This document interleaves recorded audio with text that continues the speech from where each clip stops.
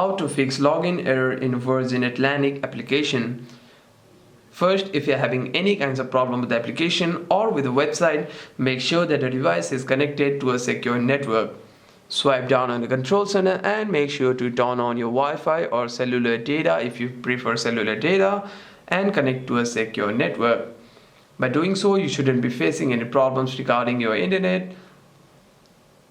And if we talk about the login problem, you can simply go to your settings, scroll down and click on general, click on iPhone storage, and you want to scroll again to navigate your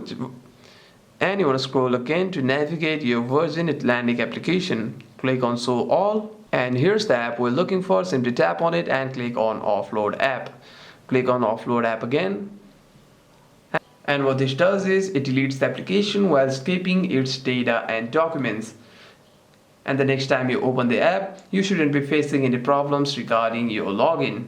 However, if there's any other problem with the application, you can simply restart your device once and open the app again. Hope this video was helpful, and if you have any further questions, feel free to comment down below.